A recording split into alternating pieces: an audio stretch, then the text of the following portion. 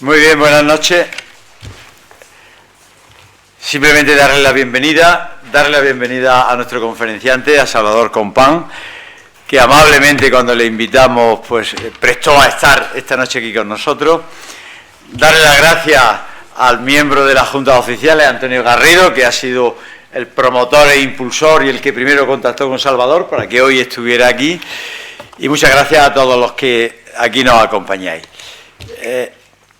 Mirad, este era un acto que tenía inicialmente otro enfoque y que lo hemos cambiado. Inicialmente este iba a ser un arranque de un ciclo de la conmemoración del 1200 aniversario de la capitalidad de Jaén. Sabéis que el ayuntamiento, pues con motivo, nosotros no entramos, hay historiadores que dicen que efectivamente se cumple este año 2025, 1200 años de que Jaén es capital de la provincia, y hay otros que discrepan.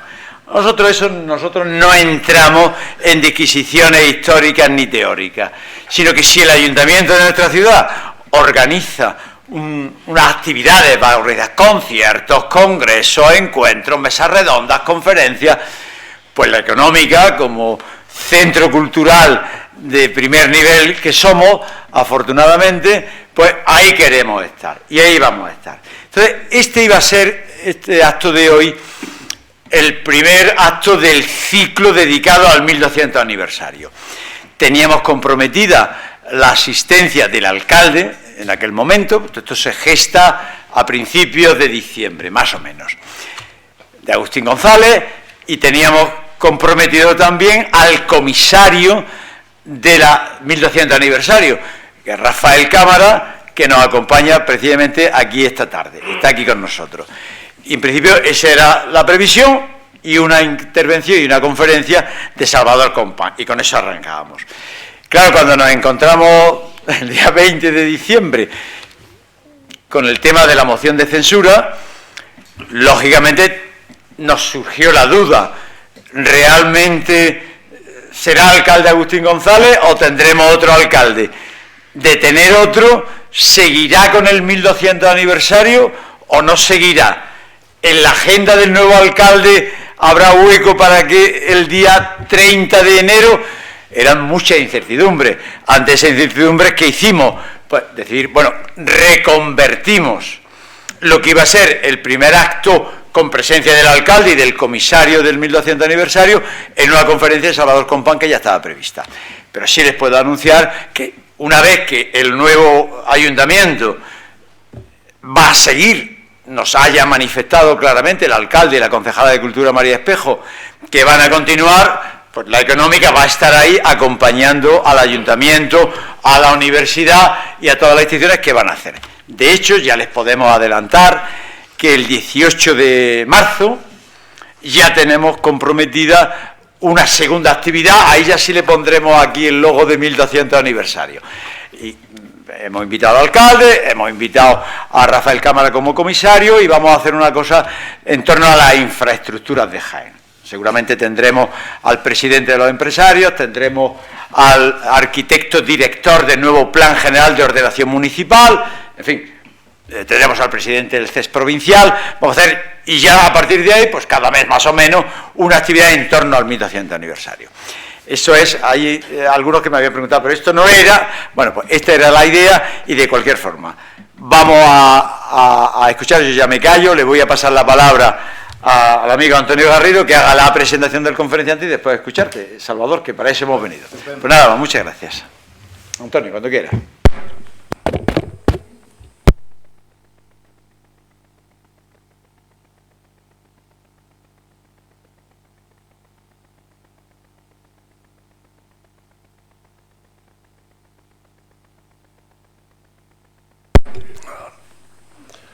Buenas noches a todos, en especial a mi admirado Salvador Compán, a la Junta de Oficiales, a su director Antonio Martín, que me concede la encomienda de esta presentación, y a los socios y público en general que nos honran con su presencia.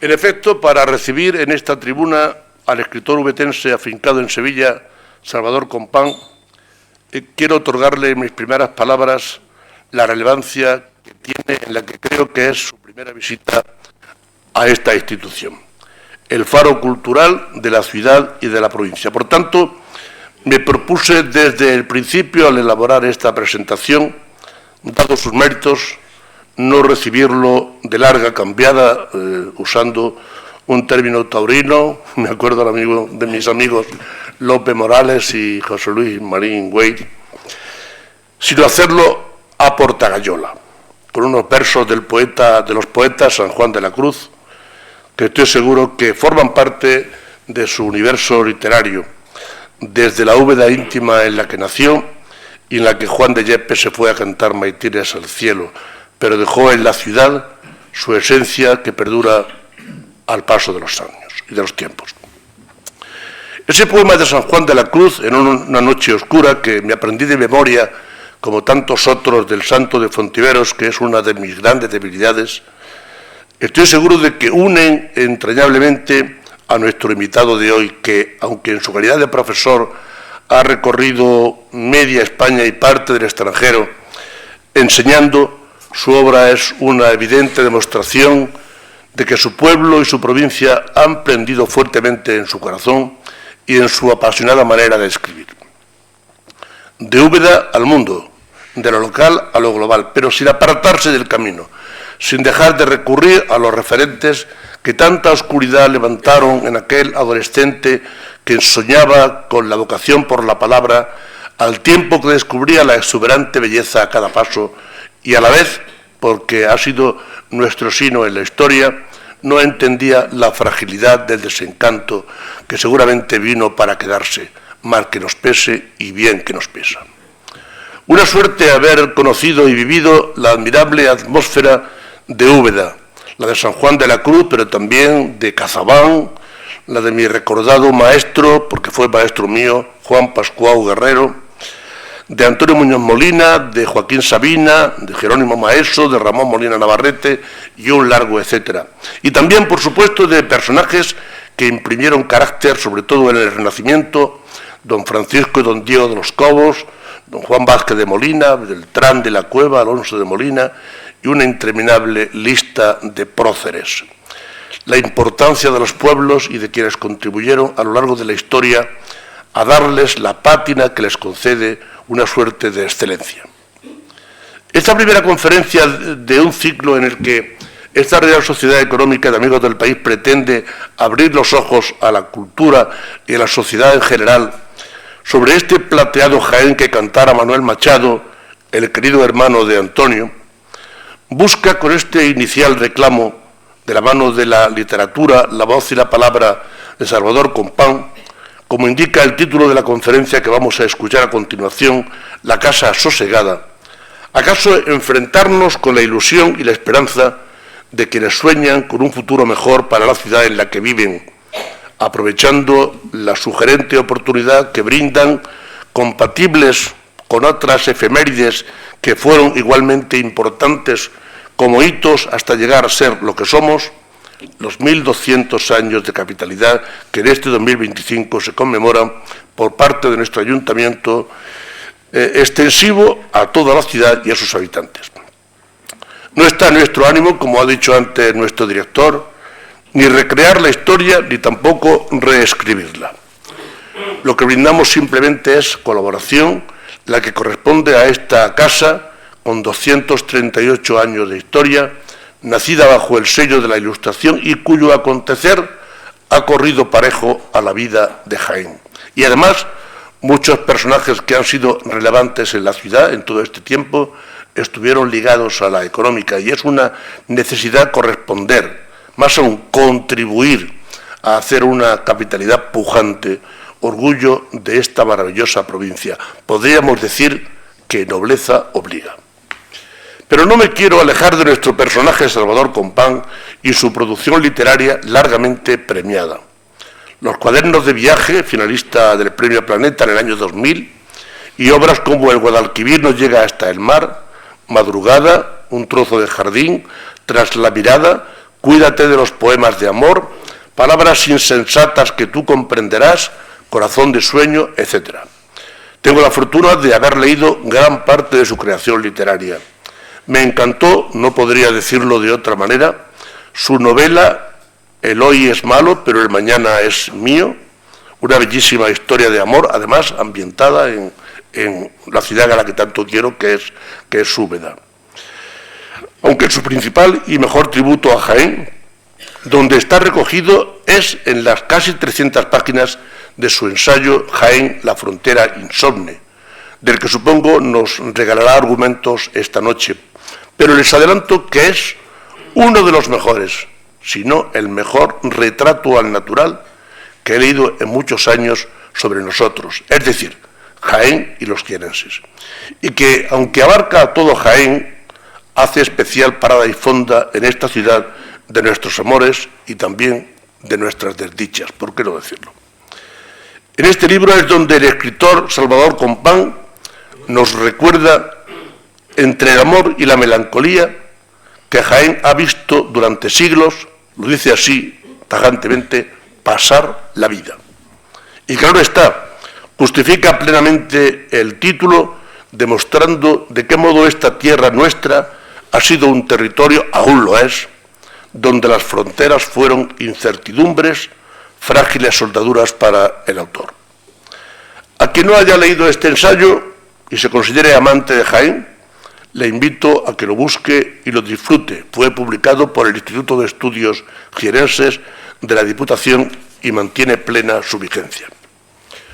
Por otro lado, conocía la producción literaria de nuestro invitado por un amigo de ambos, que ya no está entre nosotros, el que también fuera alcalde de Úbeda, Arsenio Moreno Mendoza, y su exitosa incursión poética. La poesía, dice él, es un lugar al que me gusta acudir. Y siendo jienense, no es extraño que sus referentes pues, hayan sido y sean, entre otros, Machado, Hernández, Lorca, aunque se sienta atraído por autores de la generación del 50, la poesía de Ángel González, Caballero Bonal o Gil de Viedma. Obligado a citar su poemario Corazón sin sueño, del que he rescatado una opinión del Diario de Sevilla, donde dice que se trata de un conjunto tan coherente como delicado. Y asimismo, muy destacada su faceta en las artes plásticas, tiene unos dibujos impresionantes, Salvador, que alguna que otra vez nos regala a sus seguidores en las redes sociales. Le voy a recordar, por si se ha olvidado, que la primera vez que nos vimos fue el 15 de octubre del año 2000, en Barcelona, la noche del Día de Santa Teresa, cuando a él quedó finalista del Premio Planeta, al que yo asistí durante más de 10 años representando como enviado especial a mi grupo de comunicación. El importante acontecimiento me permitió saludar y entrevistar a Salvador y departir con él y con su distinguida esposa María José, que nos acompaña, y le doy la bienvenida también.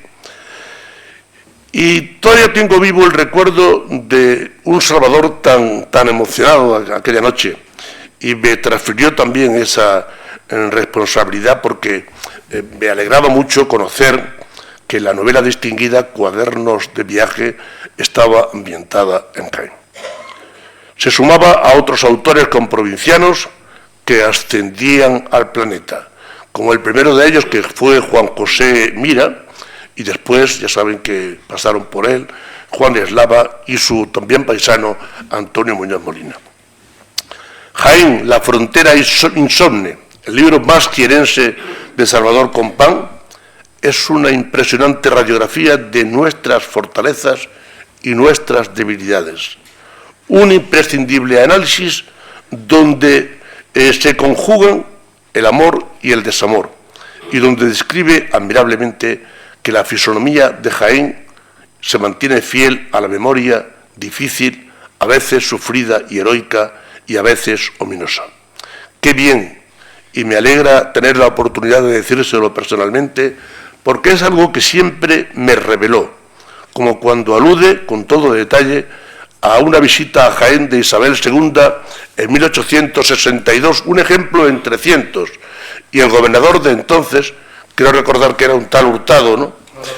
Sí, se dirigía a la soberana definiendo a la ciudad de esta manera: menos bella que las demás provincias andaluzas es hoy la afortunada por ser la primera que tiene el honor de recibir a su reina.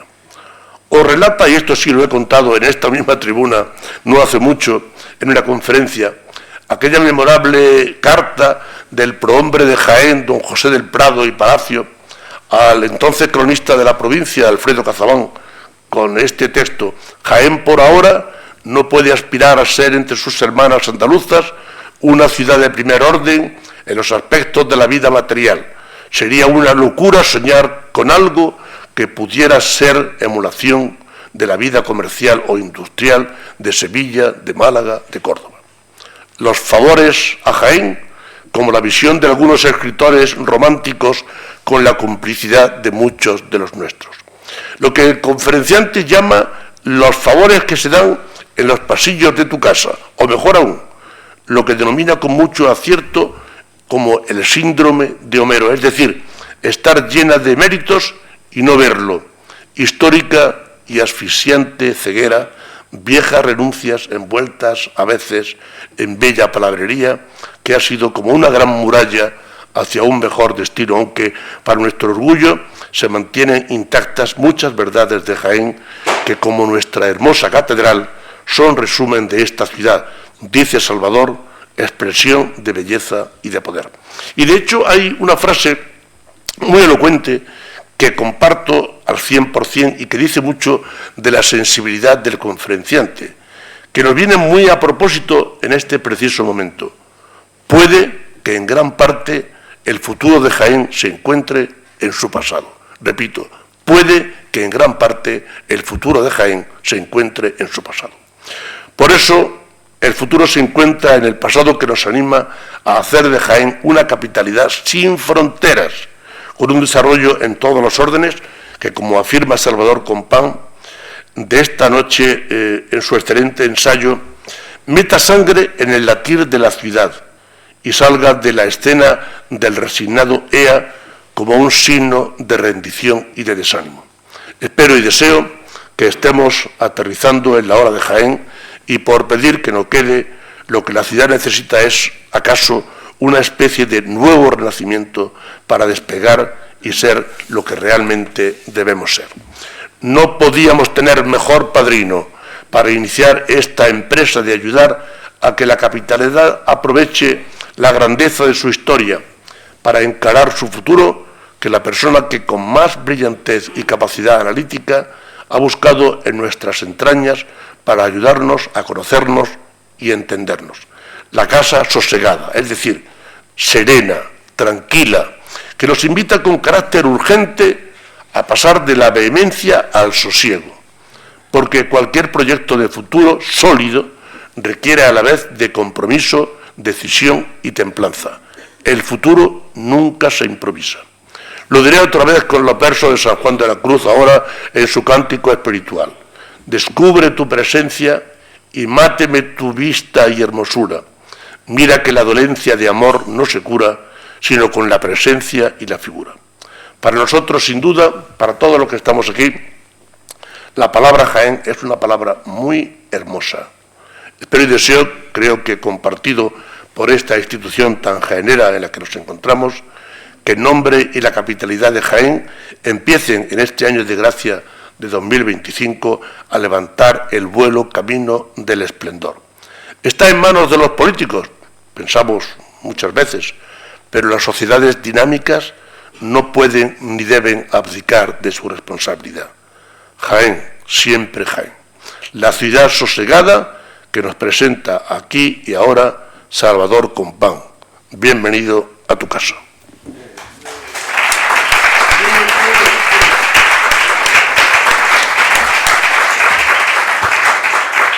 Pues nada, Salvador. Bueno, pues, buenas noches ante todo. Y inmediatamente decir a los dos Antonios que gracias enormemente agradecido. Es un honor para mí estar aquí entre vosotros.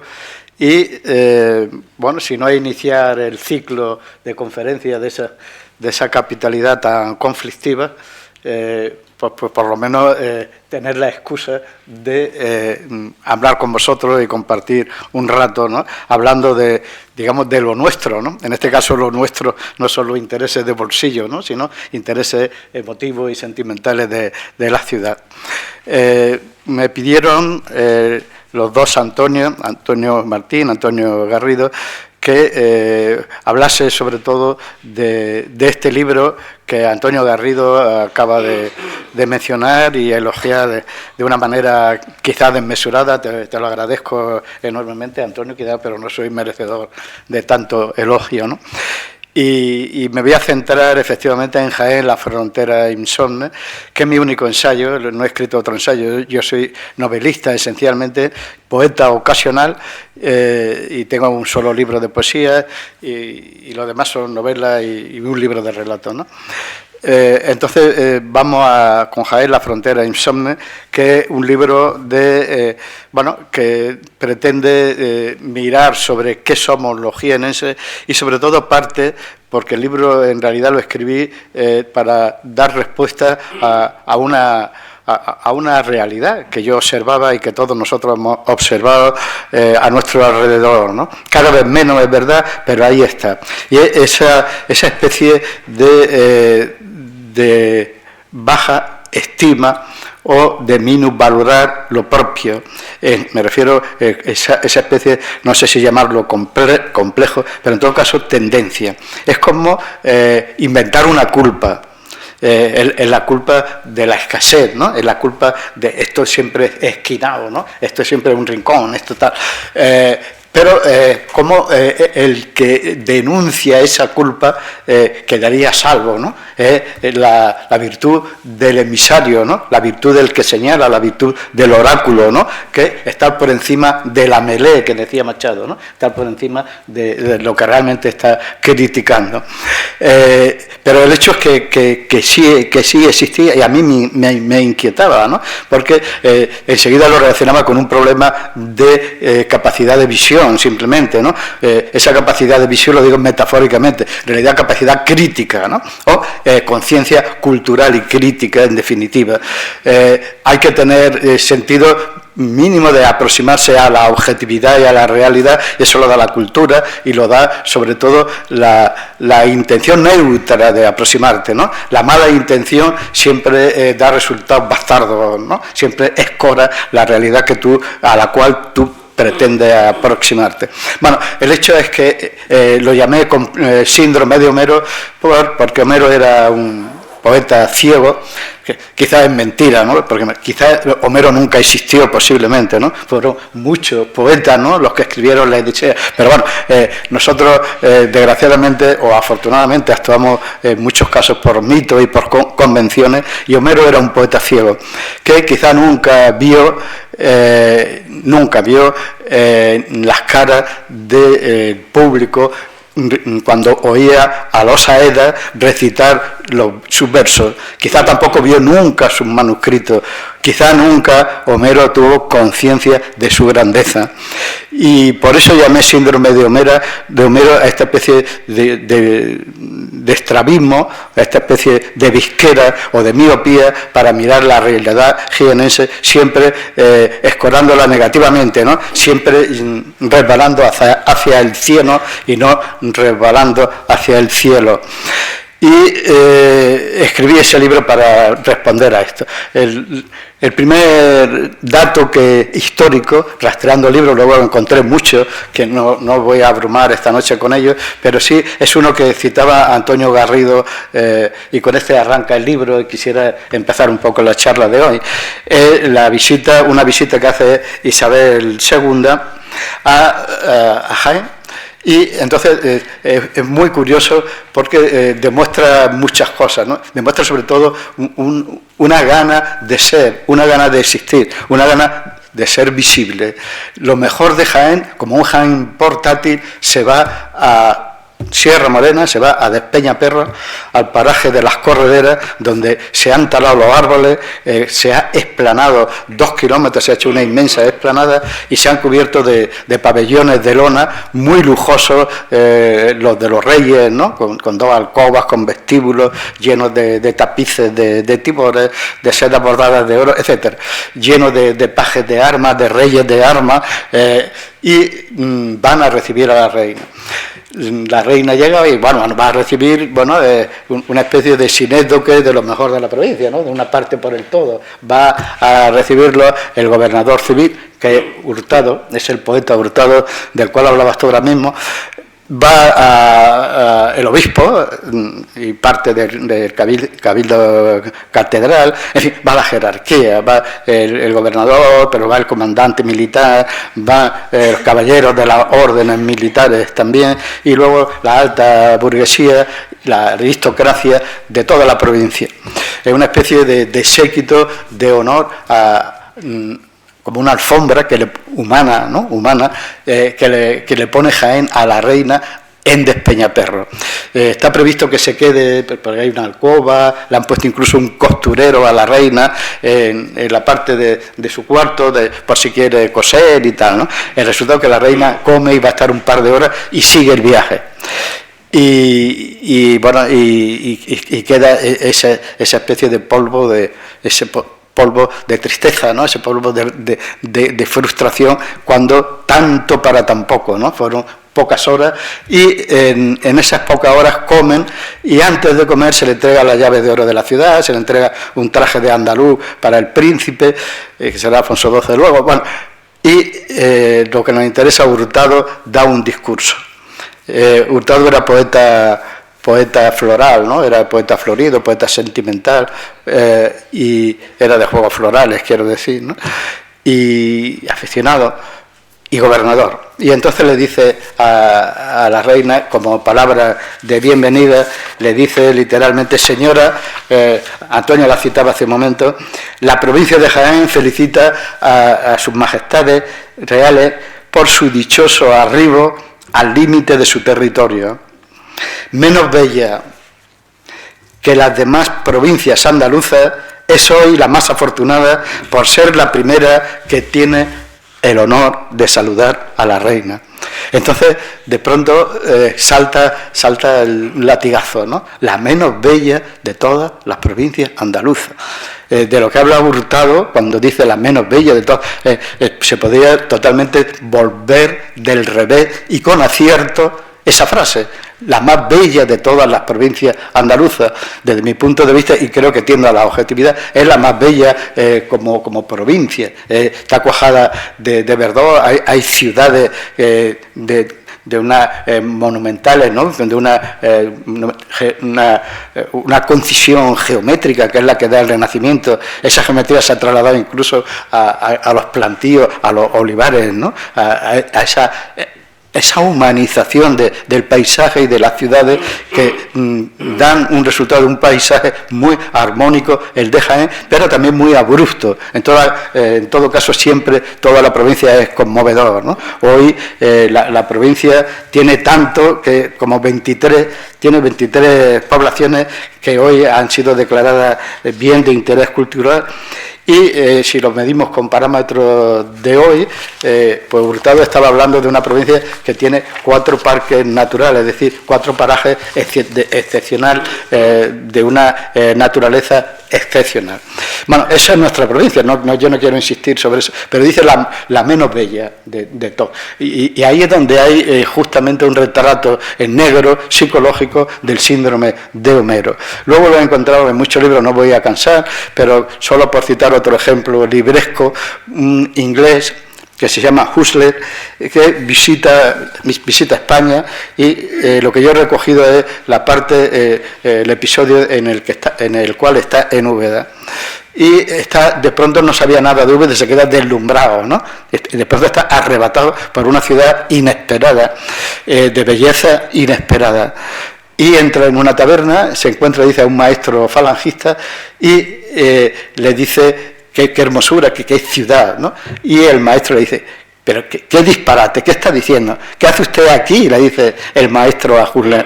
Váyase, lo que hay que ver en Andalucía es Sevilla, vaya a Córdoba, vaya a Granada, no pierda el tiempo en Úbeda.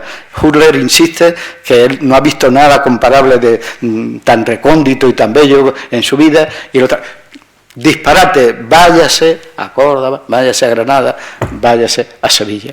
Bueno, esa especie de, ¿veis?, de revolver las uñas, o el revólver contra la propia sien, ¿no?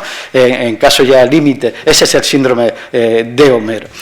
Baste con esos dos ejemplos que son tempranos, y es un fenómeno el de revertir la apreciación de algo tan subjetivo como la belleza, que hay que tratar de entenderlo, porque la belleza es una categoría estética, ¿no? La belleza, del concepto de belleza de un territorio, no es algo que es exento, es decir, algo que es neutro, que está aparte, que está aislado. El paisaje lo percibimos todos, ¿no? Lo percibimos como un estado de ánimo, decían los surrealistas, ¿no? El paisaje es un estado de ánimo, es decir, tu ánimo se refleja en el paisaje, pero más exactamente el paisaje es como un reservorio de adherencia donde se han quedado el esfuerzo, donde se han quedado emociones, hechos, todo eso está unido a la plástica, a la mera visión plástica del paisaje. El paisaje tiene, hay un paisaje vertical, que es la memoria misma del paisaje, que está unida indefectiblemente al paisaje. Por eso un campesino, el concepto de belleza del paisaje le es tan ajeno que enseguida piensa, y es así, ¿no?, que es un concepto estético inventado urbano, ¿no?, inventado por la ciudad. El paisaje para el campesino es fanegas de tierra, el paisaje para el campesino es comida, es algo útil, es solar, es cobijo. Eso es el paisaje, pero nunca es algo que se pueda medir con valores estéticos, simplemente es la pertenencia, el trabajo y el modo de ganarse la vida. Entonces no puede ser ni bueno ni bello un paisaje que expulsa a sus hijos más débiles, los condena al hambre y los condena a la emigración. No puede ser un paisaje bueno ni bello si no da para comer, ¿no?, si no tiene esa suficiencia. En ese mismo sentido, Muñoz Molina decía, hablando de los cielos azules, qué bonito, ¿no?, los cielos azules, qué prestigio cultural tienen, ¿no?, esa belleza del cielo azul, pero decía, no puedo mirar, cuando estoy en Úbeda, él sabéis que tiene raíces campesinas, cuando estoy en Úbeda no puedo mirar, bueno, me pasa a mí que no tengo raíces campesinas, yo creo que nos pasa a todos, no puedo mirar mucho tiempo la belleza de un cielo azul, porque enseguida en ese cielo azul está la sombra de la sequía, está la sombra de que el campo va a necesitar agua, ¿no? Ese es el síndrome de Homero también, ¿no? Le pasa, por ejemplo, a Luis Bello. Luis Bello fue un visitador de escuelas de la década del 20, del siglo pasado, de los años anteriores a la República. Luis Bello va a Orcera y lleva el prejuicio de que Orcera, visita toda la provincia, visita la escuela, y habla con los maestros, ¿no? En Santiago de la Espada, que el pueblo de índice más negro, más analfabetos que tenía Andalucía y España en aquel entonces, habla con el alcalde y le dice que su hijo, el alcalde le dice a Luis Bello que su hijo no necesita leer, ¿no? ¿De para qué va a leer mi hijo si tiene la vida solucionada, ¿no?, con la tierra y tal, ¿no? Bueno.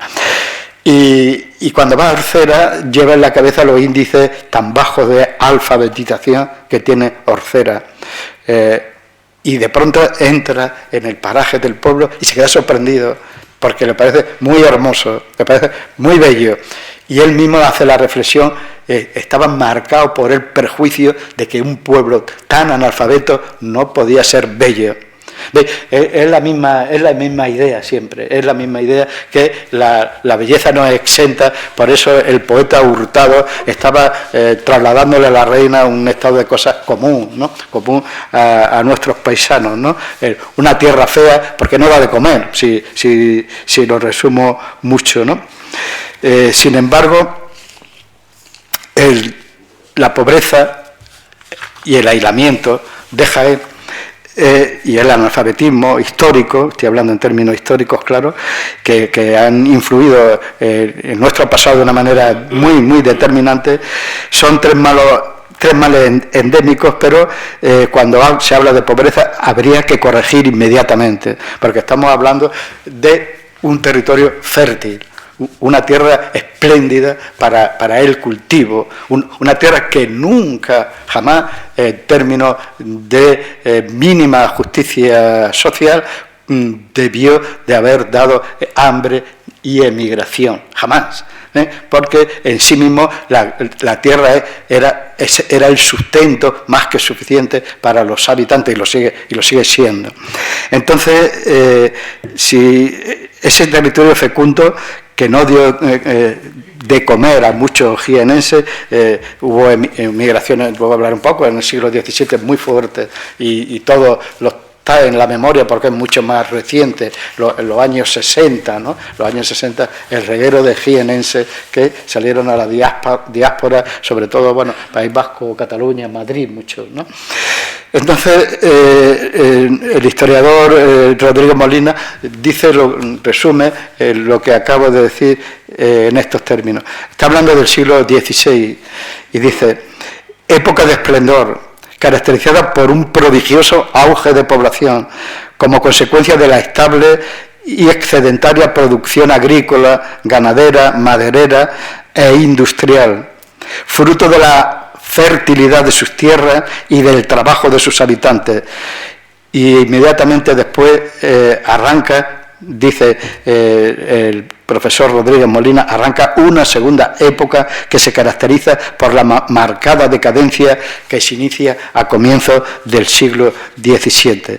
Las causas de esa decadencia del XVII, bueno, son bien conocidas, son sobrevenidas, ¿no? Por ejemplo, importante la expulsión de los moriscos y plagas terribles de langosta, pero una epidemia de peste terrible desde que comienza el mismo siglo XVII también. Y luego hay algo unido a la pobreza sobrevenida, es decir, un poco artificialmente sucedida, de Jaén, y es que la corona siempre creyó, porque el cabildo catedral siempre fue muy rico, ¿no?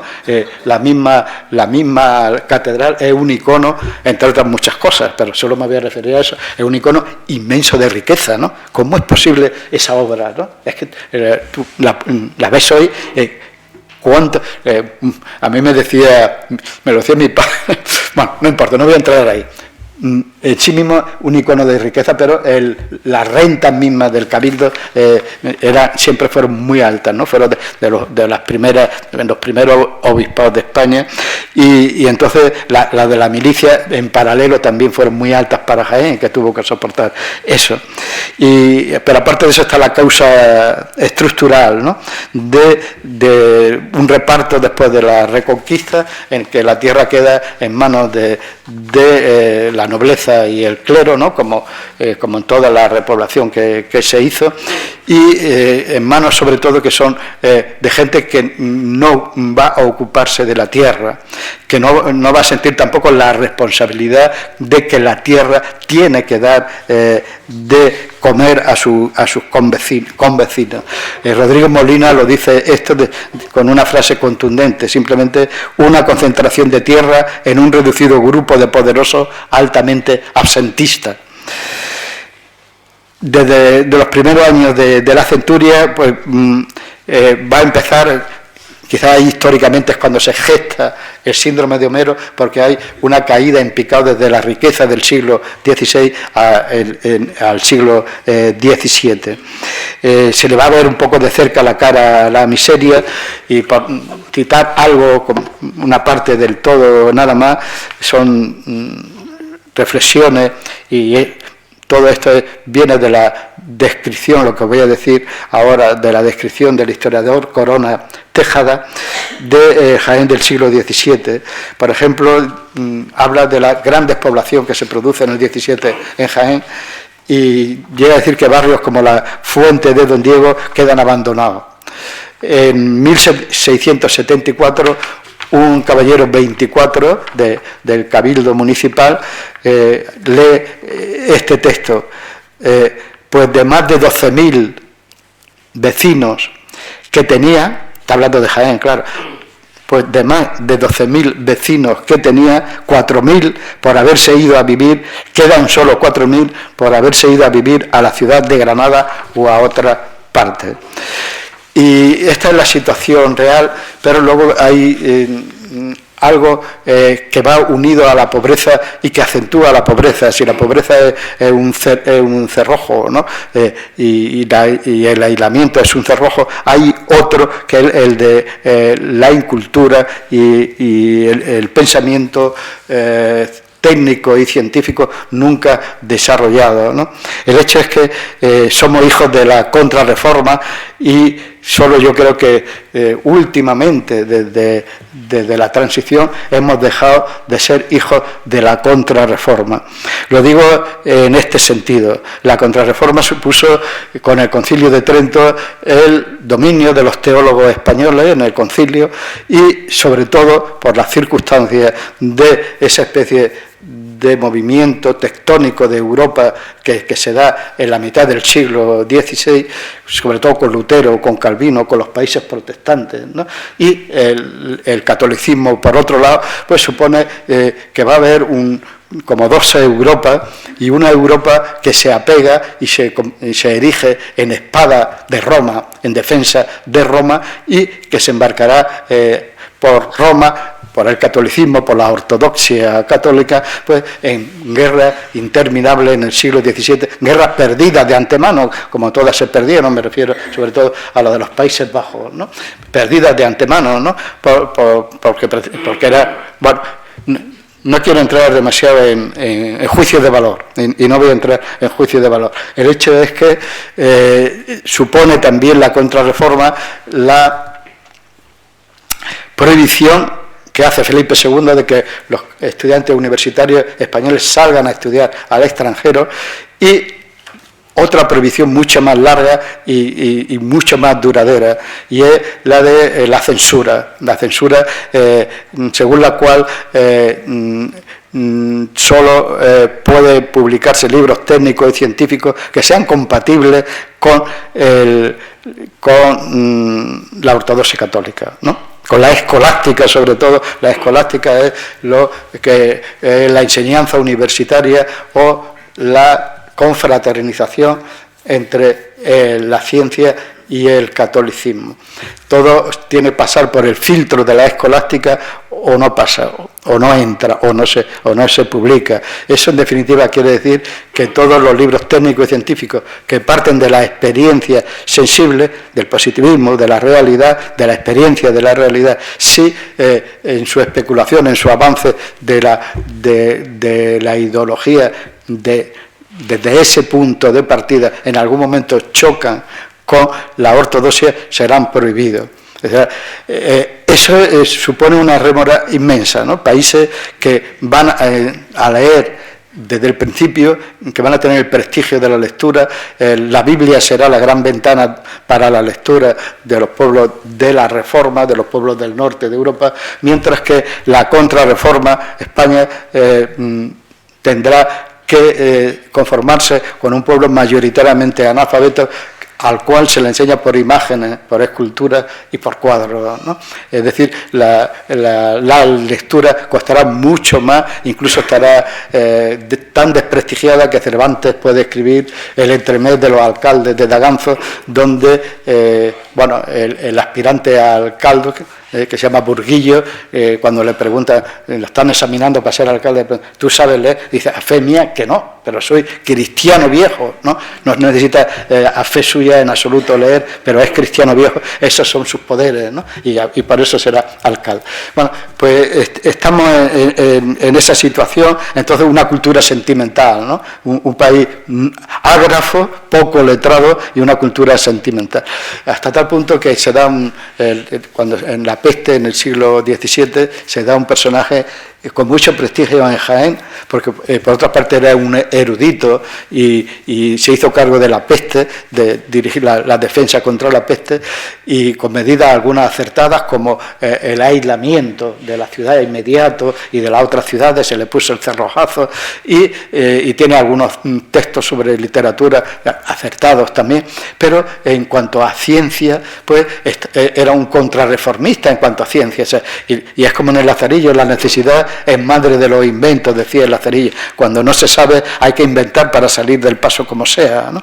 Y entonces la lucha contra la peste de Freilas es poética, casi es tierna por lo derrotada que está desde el principio, ¿no? Y por lo voluntariosa que es desde el principio. Freilas luchaba contra la peste, pues diciendo que eran muy buenos las pócimas hechas con lengua de buey o con raspaduras de cuernos de unicornio. O que para los apestados que sean mayores, un remedio muy bueno era poner en la cama a algún niño, meterle en la cama a algún niño o a alguna doncella tierna, carnosa. Y no me resisto a leeros como él era musicólogo y además, con algunos textos muy interesantes sobre música, pero aquí la quiere utilizar como terapia para la peste, la música, y es pura poesía, es la anticiencia, ¿no? Es la pura contrarreforma, pero dice así, no me resisto, un párrafo breve que no me resisto a no leerlo. Dice, y así, con el miedo de la enfermedad y de la muerte, la sangre dice que tiene miedo, la sangre del apestado, tiene miedo de la enfermedad y de la muerte, se retira dentro del cuerpo. Quieta y no ventilada, está más dispuesta a pudrirse y recibir el contagio, la cual la música con la alegría la calienta y la esparce y la hace salir afuera y fortalece los espíritus para que juntos con la sangre tengan más fuerza a resistir la causa de la enfermedad. Bueno, estos son los métodos terapéuticos de una Jaén que por otra parte está llena de mendigos, hasta tal punto es casi triste, es muy triste decirlo, pero son los datos de Corona, ¿no? Vienen tantos mendigos de fuera de la ciudad que se le pone una placa de cobre para distinguirlos, para tratarlos de preferencia a los mendigos jienenses del resto de mendigos. Se llega a proponer otra medida lazarillesca, o sea, de inventar, de buscarle una salida a un callejón sin salida, ¿no? Y es que la pobreza, tanto mendigos que coman y cenen 6 mendigos en cada casa principal, ¿no? En la medida no saldrá nunca, pero fijaos la desesperación de la propuesta ante eso. Y luego, en cuanto a otras rogativas y procesiones ya, pues en el mismo sentido de terapia sentimental, pues habrá medidas como echar cerdo a los campos para que se coman la langosta cuando hay plaga de langosta, o leer exorcismo en medio de los trigales devastados, o ir a Navarra con el único fin de traer agua pasada por los huesos de San Gregorio para con ella inmunizar los campos. En 1769 se le pide a Pablo de Olavide un informe sobre la situación agraria andaluza.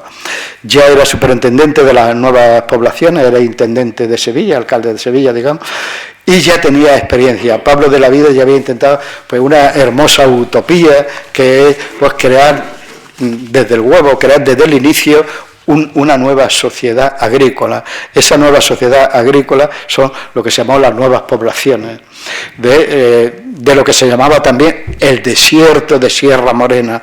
El desierto de Sierra Morena, bueno, era todo el paso desde Peñaperro, lo que es hoy la Guarramá, Carolina, Carbonero, tal, Santa Elena, y el paso de la misma garganta desde Peñaperro, y estaba infestado desde la Edad Media de lo que se llamaban los golfines, que eran aristócratas amontados, que se habían echado al monte, ¿no? Y vivían de la rapiña, o luego más tarde lo que se llamó bandoleros, ¿no? El hecho es que el paso de Peñaperro costaba muchas veces incluso la vida. Y Carlos III, he visto que tenéis un retrato de Carlos III, y allí a la entrada otro, ¿no? Que era el rey loco, ¿no? El rey loco de la razón, ¿no? De que realmente quiere cambiar el país en la medida que puede, ¿no? Un país con tantas tradiciones como España, con las manos tan atadas por motivos casi siempre contrarreformistas. La contrarreforma es la que despeñará y lo llevará a la Inquisición a Pablo de Olavide, la escolástica. Entonces, se le pide un informe a Pablo de Olavide, que ya ha conseguido desentaponar Sierra Morena con las nuevas poblaciones. Las nuevas poblaciones actuaron como punteo de habitar el camino, un punteo de poblaciones al costado de lo que se llamaba el arrecife real, el camino real. Y eso alejó, quitó la soledad del camino y consiguientemente alejó el peligro y el bandolerismo del camino. Se le pide, y ya tiene esa experiencia Pablo de Olavide cuando se le pide un informe sobre la ley agraria. En ese informe habla de los 4 reinos, eran reinos entonces en Andalucía, siglo XVIII estamos, y esos 4 reinos... dice Pablo de Olavide que son los más fértiles, fijaos, que se conocen en Europa. Es una hipérbole, es una exageración, pero son uno de los más, en parte, la Vega del Guadalquivir, de los más fértiles sin duda de toda Europa.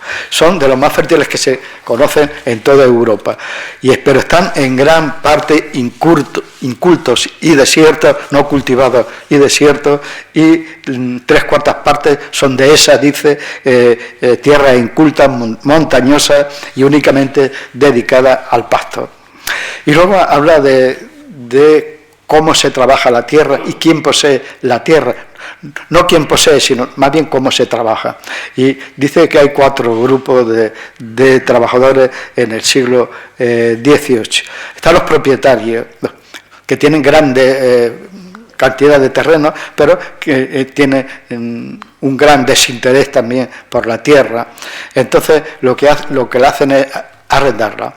Y la arrendan, dice Olavide, haciendo por periodo de tiempo, haciendo que el contrato sea por periodo de tiempo muy corto, 3 años, dice él, para que cada 3 años se le pueda ir subiendo la renta progresivamente. Ese sería el primer grupo. El otro es lo que llama arrendadores grandes, lo que llamaremos hoy grandes arrendadores, ¿no? Y son los que arriendan gran porción, grandes territorios, pero no pueden labrarlos todos, o si se quedan con ellos lo labran mal y la tierra rinde muy poco, dice Olavide, pero lo que hacen es casi siempre dar la peor parte de lo que han arrendado a los pelantrines. Los pelantrines son campesinos pobres, digamos, son los que tienen una yunta o 2 yuntas de bueyes y se ganan la vida en el tajo, ¿no? con su yunta. Pero la tierra le queda lejos de casa en muchas ocasiones. Entonces no pueden atender bien la tierra, la mujer, la familia, los hijos, se dedica al ocio y lo más terrible, y a la mendicidad, dice. No pueden satisfacer las bocas de la casa con el arrendamiento, el subarrendamiento, es un subarrendamiento que ha encarecido más, por supuesto, ¿no? La porción de tierra subarrendada, y no pueden llenar las bocas de la casa siquiera, y entonces ya se dedican a la mendicidad. Y luego vienen los braceros o jornaleros, ¿no? Y de esto dice que no tienen más que sus brazos, no tiene ni mula ni yunta, no tiene nada más que sus brazos, y dice lo siguiente: los jornaleros son los hombres más infelices que yo conozco en Europa, los más infelices que yo conozco en Europa. Trabajan cuando los llaman los administradores de las heredades, esto es, en los tiempos de trabajo. Entonces, casi desnudos y durmiendo casi siempre en el suelo, viven a lo menos con el pan y el gazpacho que le dan. Pero llegado el tiempo muerto, aquel en que la intemperie no se puede trabajar, se ven obligados a mendigar. No hay cosa tan común en Andalucía como ver en invierno inundarse las grandes y pequeñas poblaciones de hombres que llaman del campo, que el día antecedente trabajaban por su jornal y que al otro, en que la lluvia impide la faena, se acogen a poblados, echándose como enjambre por limosnas. Terrible, ¿no? Echándose como enjambre por limosna.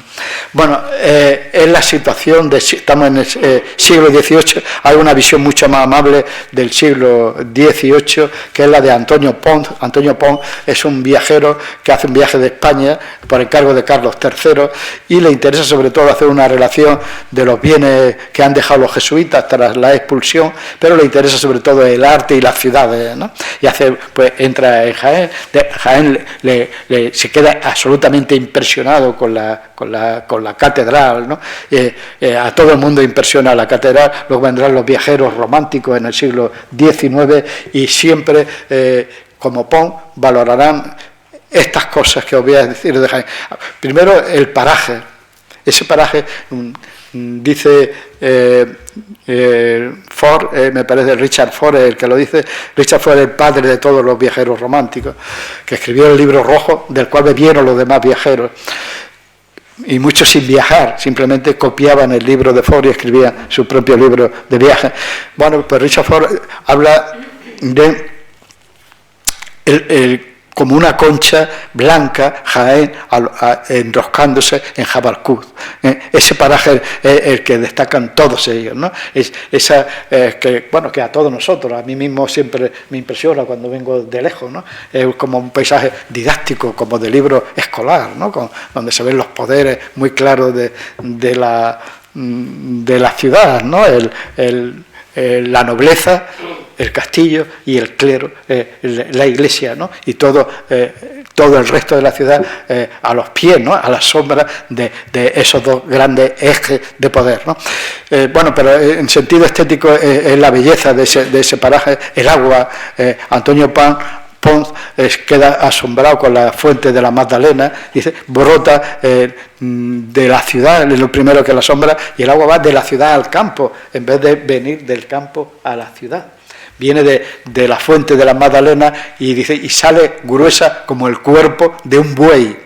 El volumen del caño del agua de la Magdalena se derrama por las otras muchas fuentes que tiene Jaén, llega a la huerta del Pollo hasta la otra huerta del Guadalbullón, ¿no? Es entonces esa alegría y esa fertilidad que en sí misma significa la visión del agua, pues entreverada entre el caserío de la ciudad, lo que admira Pons y admirarán otros muchos viajeros románticos. Aquí viene, pues, aparte de Richard Ford, que, como digo, el que da un poco el campanazo de salida para que llamara a los demás, porque era además dar tiempo de las diligencias, es como una guía de viaje, ¿no? Las posadas que hay, lo que pueden costar, etcétera. Pues viene Alejandro Dumas, padre e hijo, y viene Teófilo Gautier, Davilliers, que viene con Gustavo Doré como grabador. Y luego español está Francisco Zamora, que era un espía de Carlos IV, y Toribio, que es el periodista de la Andalucía que hace la crónica del viaje de Isabel II a Andalucía, de cuando llega de Peñaperros y luego visitará sucesivas ciudades andaluzas, ¿no?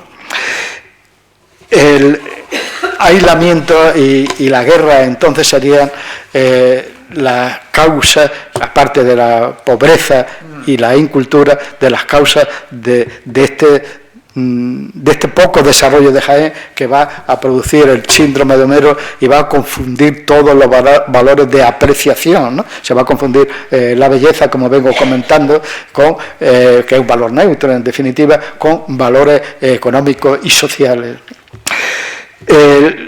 el aislamiento de la provincia es tal que se puede decir que la frontera, por eso llamé al libro La frontera insomne, la frontera, esa frontera quebradiza, móvil, ¿no? Como placas tectónicas continuamente moviéndose en la Edad Media, durante la Edad Media, pues supone riqueza, porque es la guerra, y es cuando la guerra era ganarse el pan, la guerra era el botín, la guerra era la ganancia, la guerra eran los esclavos.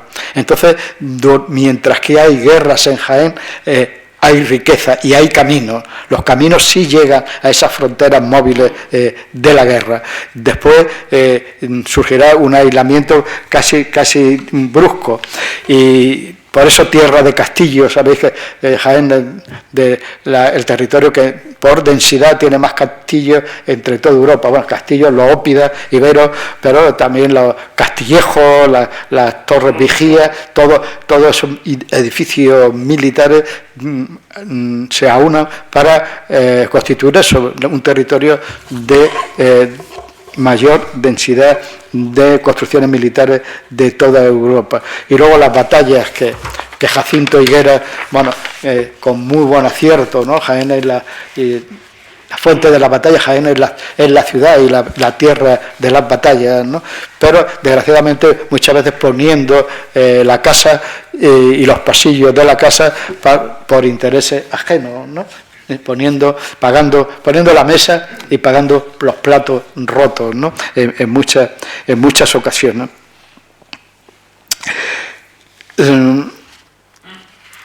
Una metáfora de ese aislamiento y de la falta de caminos, si no son caminos que vienen al ritmo de la guerra, pues es como casi un asinécdoque, un poco es conmovedor todo este testimonio, es el esfuerzo que hace el Cabildo Catedral, porque el Cabildo Catedral en principio quiere hacer una catedral de emulación, ¿no? Quiere hacer una catedral que emule, que signifique poder. En definitiva, todas las catedrales, todos los edificios grandiosos es una exhibición, una exteriorización del poder, ¿no? En este caso del poder eclesiástico. Lo mismo que los castillos o los palacios son una exteriorización del poder civil. Pues quiere hacer una iglesia grande, ¿no? Parecida a aquella del Cabildo Catedral de Sevilla, que decía, hagamos una catedral tan grande, dijeron cuando la planeaban, tan grande que los vean en los siglos futuros digan que estábamos locos, ¿no? Esto no llegaron a decir que crean que estábamos locos, pero realmente las proporciones a mí lo que me admira personalmente además es esto, ¿no? La inmensidad, la desproporción, la descomunalidad de la catedral y sin embargo la armonía, una cosa tan gigantesca que sin embargo conserva un canon que se repite, ¿no? De proporción, de equidistancia, que en definitiva eso es lo que produce la tranquilidad visual de la armonía, como la Catedral de Jaén. Un edificio absolutamente patrimonio mundial de la humanidad, absolutamente patrimonio, aunque no lo sea todavía, pero lo es absolutamente, ¿no? Y lo será sin duda, ¿no? O sea, un edificio sorprendente en todos los sentidos, pero sobre todo en ese que digo. Bueno, pues quieren hacer una catedral memorable, digamos, y en el siglo XV se dan cuenta que tienen una reliquia, que es el Santo Rostro, que quieren, que puede servir como reclamo, que puede servir esa reliquia para traer los caminos a Jaén. Un poco a la manera de Santiago de Compostela, ¿no? Que ya estaba funcionando como centro de peregrinación para toda Europa, ¿no? Al arrimo de la tumba dudosa, y digo dudosa piadosamente, pero dudosa del apóstol Santiago, que está enterrado, que nunca estuvo enterrado, pero vale, que nunca estuvo, además volvió. Bueno, no entremos en esto, es decir, simplemente quisieron imitar una peregrinación religiosa de éxito con el Santo Rostro. El resultado es que la catedral se esfuerzan, se arruina, el cabildo casi va a pedir dinero a Roma desesperadamente para hacer lo que hicieron, pues si no es imposible que hicieran una catedral tan hermosa, pero tan enorme, ¿no? Como hicieron, y para que sirviera de reclamo. y parece que el siglo XVI empieza a funcionar, ¿no?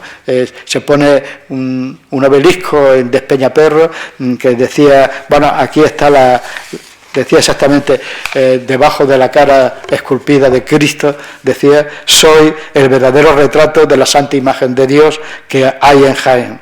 Se llamó el Santo Reino a la provincia, a la ciudad se la llamó del Santo Rostro, incluso en el siglo XVI parece, se conjetura con eso, pero parece que fue así, hubo pues un comercio de recordatorios, ¿no? de medallas con la imagen del Santo Rostro para peregrinos, ¿no? Y empezó a funcionar un poco como centro de peregrinación y tuvo alguna vida en ese sentido, pero tan poca que en el siglo XIX, ya al final de la guerra de la independencia, Fernando VII, cuando vuelve de Cádiz, cuando han entrado los 100.000 hijos de San Luis para liberarlo de los liberales y para restituirlo como rey absoluto, vuelve entonces a Madrid por el Camino Real.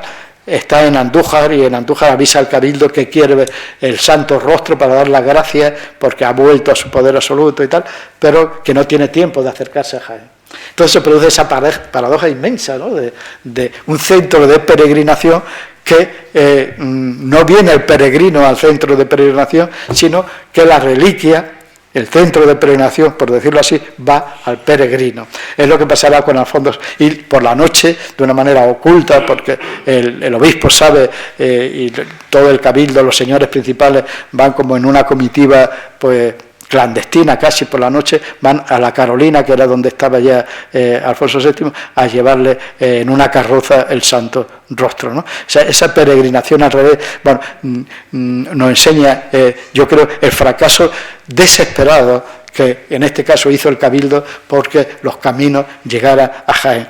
Sobre la llegada de los caminos a Jaén sabemos mucho los jienenses contemporáneos, ¿no? De la autovía, como cuestan, ¿no? que hayan llegado a Jaén, las que faltan, no digamos del tren de alta velocidad, pero no vamos a hablar... No vamos a hablar ahora de eso, ¿no? Pero es un poco la misma idea.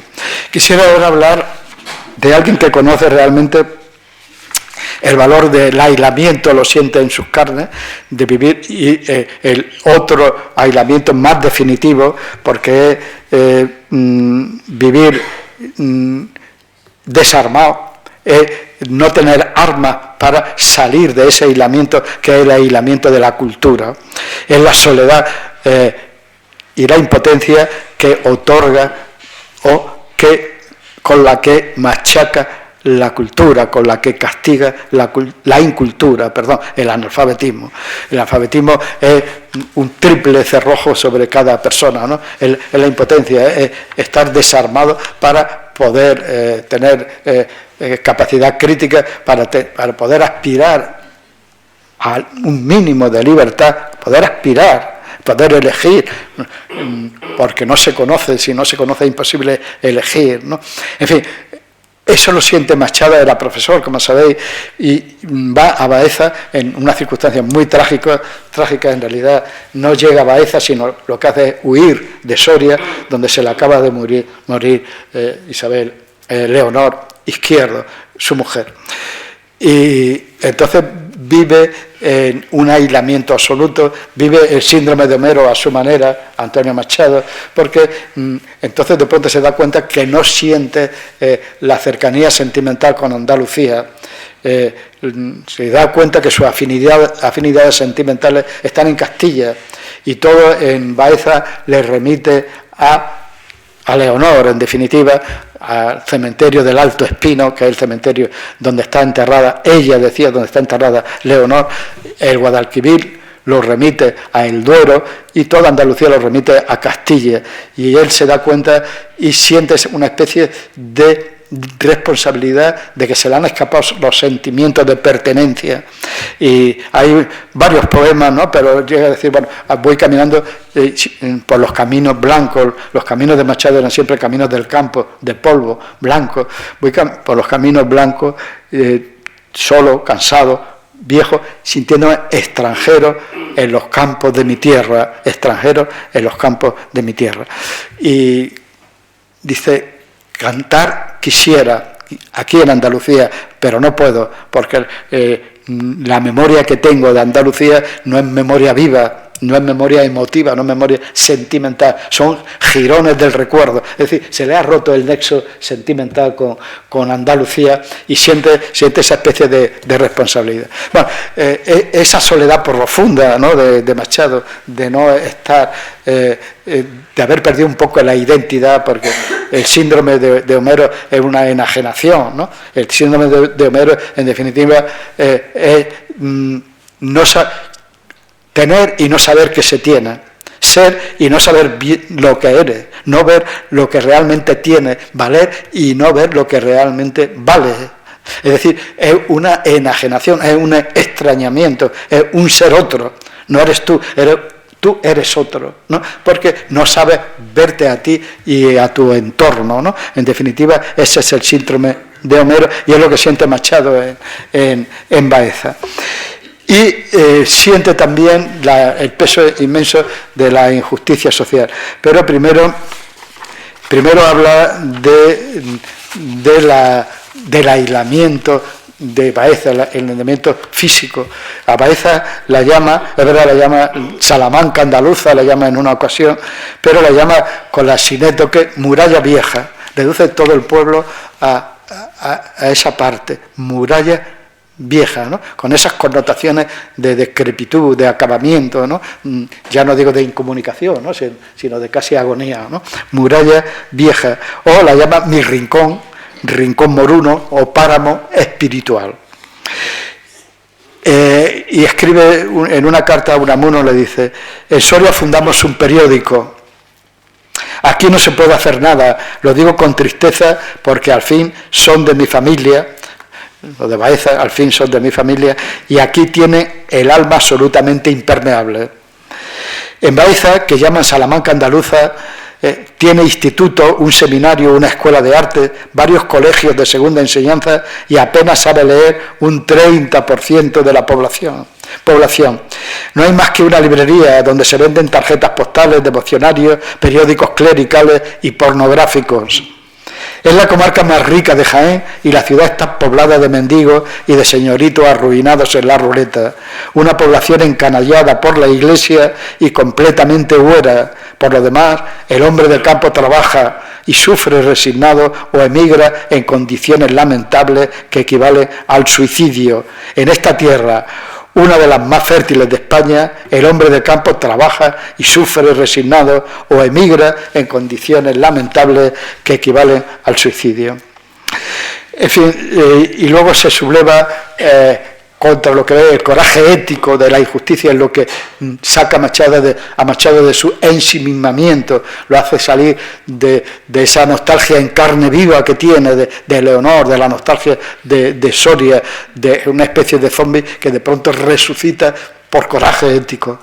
Y ese coraje ético es el que le da los jornaleros la base delante de la torre del Aliatar de Baeza, esperando por las madrugadas que pase el capataz a ver si les concede una jornada, a ver si lo elige ese día para que trabajen, echen una peonada ese día. Eso, y junto a eso, muy cerca de allí, los señoritos en el casino sentados hablando de conversaciones huecas, ¿no?, dice Machado. Entonces le dice, escribe otra vez a Unamuno y le dice, bueno, Unamuno fue su nexo para salvar la incomunicación, las cartas con Unamuno y el estudiar filosofía en esa época. A primera vista parece una ciudad mucho más culta que Soria, porque la gente acomodada es infinitamente discreta, amante del orden, de la moralidad administrativa, y no faltan gentes leídas y coleccionistas de monedas antiguas. En el fondo no hay nada. Cuando se vive en estos páramos espirituales no se puede escribir nada nuevo porque necesita uno la indignación para helarse. Y elabora en esa época de Baeza su teoría muy conocida, no voy a meterme sobre ella, ¿no?, de las dos Españas, ¿no?, las dos Españas de Machado, la España del trabajo, la España de la idea, frente a la España del hueco, del vacío, del bostezo, la España que ora y bosteza, decía él, o escribe él. Esas dos Españas, y junto a esa elaboración de la teoría de las dos Españas, elabora, que es lo que más me interesa ahora exponer aquí, elabora su teoría de la cultura. La cultura como redención para una tierra del rincón como Baeza o como Jaén, ¿no? La cultura, el poder ecuménico de la cultura, el poder ubicuo de la cultura. La cultura te hace estar en todas partes. La cultura no necesita caminos físicos, ¿no? La cultura tiene ese carácter de instantaneidad universal. Digo instantaneidad, sobre todo pensando en hoy, ¿no?, en los medios de comunicación de hoy, pero en la época de Machado también, ya por la radio, ¿no?, tal, esa ubicuidad, esa instantaneidad, esa universalidad. Y ahí elabora su teoría de la Escuela Superior de Sabiduría Popular, piensa en una cultura para el pueblo. Esa cultura la expone de la mano, la expondrá sobre todo en la década siguiente, en la década del 20, y la irá publicando en periódicos cuando ya esté en Segovia, Machado, y la expone de la mano de un profesor apócrifo, de un heterónimo, de un otro yo, de un alter ego de Machado, que se llama Juan de Mairena, ¿no? Y como sabéis, entonces va elaborando esa teoría que en realidad la resumo en muy pocos puntos. Es que si cuando habla de poesía o de literatura, el poeta no debe solo fabricar miel, dice, sino que debe ir a buscar el polen y meterse, porque si elabora solo miel, es el poeta en la Torre de Marfil, ¿no? Sería como un zángano. Tiene que ser una abeja que vaya por las flores cogiendo polen y que esté metido entre la una y mil tareas de la vida cotidiana. Es un poco la teoría del poeta ciudadano, del poeta que saca la poesía de la realidad, del entorno, de su realidad, de sus convecinos. Es el poeta cívico, ¿no? Toda la cultura de la Escuela Superior de Sabiduría Popular tiene ese carácter. En definitiva, toda viene de su maestro, de Giner de los Ríos, de la institución libre de enseñanza, como una cultura hecha para el pueblo, que tendría una característica importante, que un diálogo cordial con la naturaleza, una cultura integral de todos los saberes. Por eso nunca aceptaba la especialización de saberes. Eso decía que separa el saber útil, el saber genérico, el saber orgánico o integrado. La enseñanza integral lo llamaba en otras ocasiones, que es el que, en definitiva, pues sirve como un instrumento para desbrozar la vida, ¿no?, como una herramienta útil para vivir de una manera con la vista más despejada, con más sentido de quién eres tú y quiénes son los demás, con más sentido, en definitiva, de cómo es la realidad en la que te mueves y cómo poder transformarla. Por eso la enseñanza es como una palanca de transformación del hombre, y no hay hombre libre que sea analfabeto, que sea ágrafo, ¿no? El de Machado decía siempre, un hombre sin cultura es fácil de someter y degradar por los que sí la tienen. Y en definitiva, su concepto de la cultura lo que defiende es que nadie es más que nadie.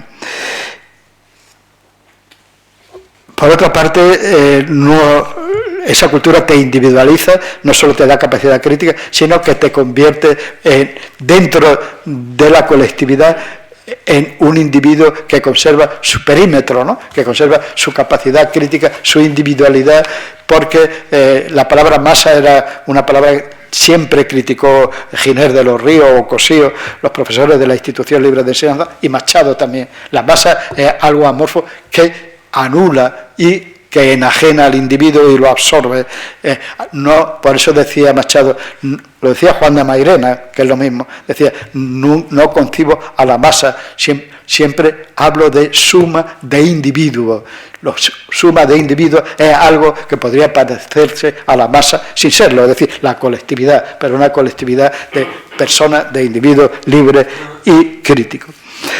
Y Machado fue tan congruente con esa elaboración de la cultura que cuando se va de Baeza en el 19 lo que hace es ser profesor sin sueldo, pide ser profesor sin sueldo, como todo lo de la Universidad Popular, y allí dio clases de Segovia.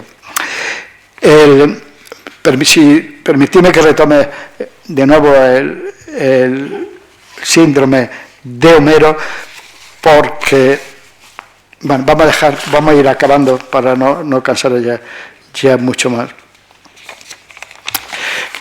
Por último, quisiera hablar del hoy de la ciudad de Jaén y como una superación del síndrome de Homero. Por eso quería hablar del síndrome de Homero, pero lo voy a cortar. Jaén, tal como yo la veo, es como darle la vuelta a algo que he oído, y lo he oído muchas veces, vosotros seguro que lo habéis oído mucho más que yo, que esto no deja de ser un poblachón grande, con las connotaciones muy despectivas, ¿no? Si ni siquiera fuera una ciudad. Precisamente es darle la vuelta al revés a eso, lo que yo veo las grandes fortalezas de Jaén, aparte de una enorme fortaleza que está sin explorar y que creo que con motivo de la capitalidad va a salir, y me refiero, el otro día oí un convenio de la universidad con el ayuntamiento para hacer pues un edificio para estudiantes, me refiero al casco histórico. Es un crimen que Jaén no se apropie del casco histórico. Es que donde está el corazón y la memoria de la ciudad, donde están todos los puntos de referencia importantes, ¿no? Ese eje que va desde la Magdalena a la catedral, ¿no? Con San Juan de Dios. Bueno, es que ahí está, ¿qué os voy a decir, ¿no? Está la judería, está todo, y es una pena que eso no se haya un golpe de decisión político, tiene que ser a medio y largo plazo, claro, pero empezar a hacerlo decididamente y apropiarse de ese eje cultural de la ciudad, en definitiva, que es de enorme valor y es el que le da realmente todo el carácter histórico a Jaén.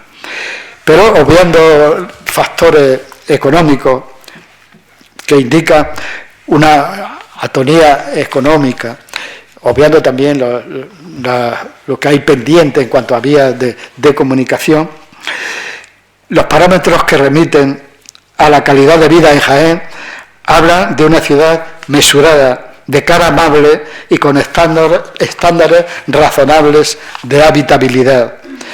Con una metáfora de San Juan de la Cruz la llamaré la casa sosegada, en parecido sentido al que él lo emplea, como la momentánea paz después de haber purgado las pasiones, lo que posibilita al carmelita proyectarse hacia las nuevas exigencias de las otras vías místicas.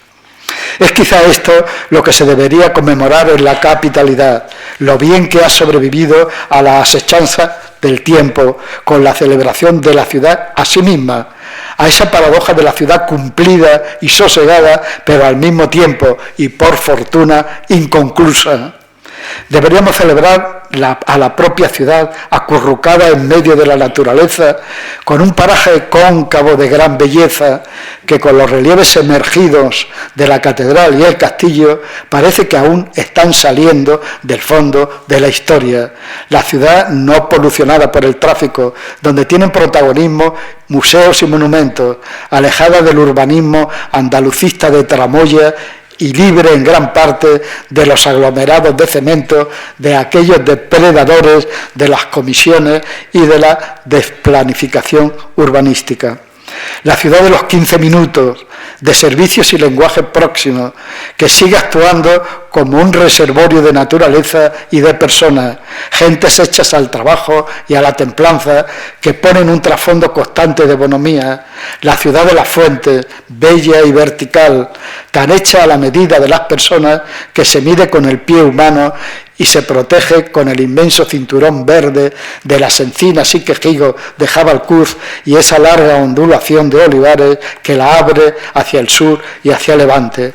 Una casa sosegada, una ciudad como Jaén se celebra a diario a sí mismo, más si se suman algunos datos relativos a la cultura que hablan, por ejemplo, de varias instituciones como esta o Foro Jaén, de 4 bibliotecas públicas, 4 museos y 4 teatros, de unos 170 centros de enseñanza o de la universidad tan implicada en su entorno que tiene una extensión en Linares. Y es esta presencia de la cultura la que puede mejor conmemorar los muchos sedimentos históricos de la ciudad, que van mucho más lejos de los 12 siglos de la capitalidad, porque se hunden en el neolítico de marroquíes bajos. Si hablé antes del concepto de cultura de Antonio Machado, fue porque él experimentó el poder curativo de la cultura en las tierras de Rincón.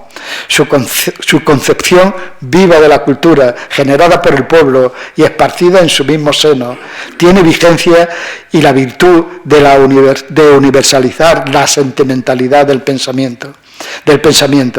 Quizás entonces no sea superfluo imaginar una conmemoración que se apoye en una cultura salida y compartida desde la misma entraña de la ciudad. Cultura como un fermento de humanismo y un espacio de libertad y de universalización, hecha en la calle por gentes que pintan o recitan, que hacen música o teatro o simplemente debaten en público de las cosas que nos importan.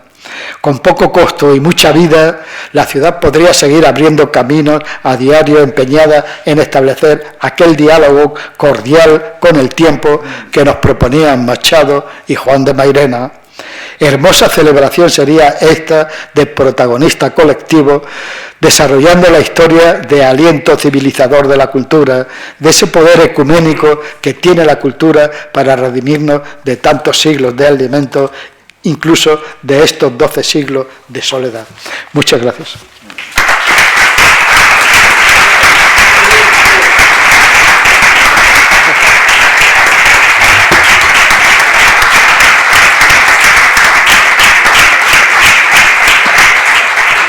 Muy bien, muchas gracias.